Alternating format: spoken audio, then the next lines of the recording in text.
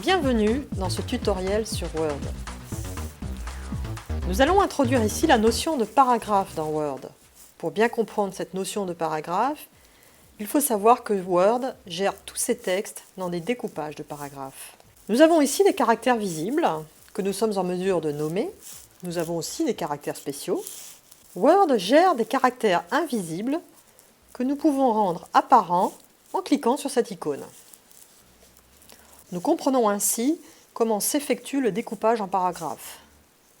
Chaque symbole comme celui-ci délimite un paragraphe et le paragraphe est l'unité par laquelle Word gère la structuration.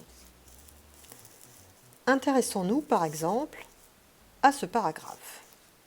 Au sens de Word, il forme bien un paragraphe puisqu'il se termine par ce caractère particulier. Nous allons pouvoir agir sur les caractéristiques de ce paragraphe. Par défaut, les textes sont encadrés et alignés à gauche. Il est bien sûr possible de les centrer, ce qui ici n'a aucun sens, ou de les aligner à droite,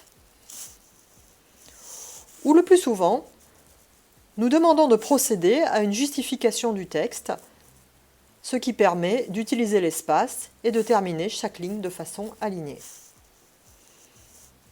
Il est également possible de modifier l'espace entre chaque ligne.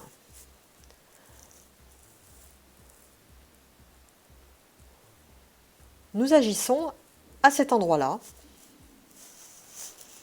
et nous choisissons la dimension de notre espacement. Nous pouvons également décider de façon structurée de faire précéder chaque paragraphe de façon systématique d'un espace avant ou d'un espace après. C'est ce que nous appelons l'espace avant paragraphe ou l'espace après paragraphe. Nous avons gardé la sélection pour rendre effectivement visible l'insertion de cet espace d'avant le paragraphe. Si nous nous intéressons par exemple à cette ligne de titre, qui forme un paragraphe à part, nous pouvons procéder exactement au même type de modification. Forcer un interligne, forcer des espaces avant ou des espaces après. Vous verrez à l'usage l'intérêt de ces possibilités dans la présentation globale d'un document. Pour travailler et comprendre la structure de notre texte, il nous est possible de laisser apparents les caractères invisibles ou de les retirer pour plus de lisibilité. Lorsque nous nous positionnons dans un paragraphe, automatiquement nous travaillons sur une entité complète.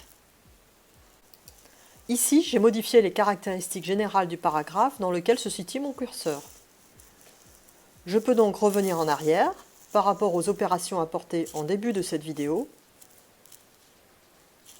ramener l'intervalle à un intervalle standard et supprimer les espaces avant le paragraphe.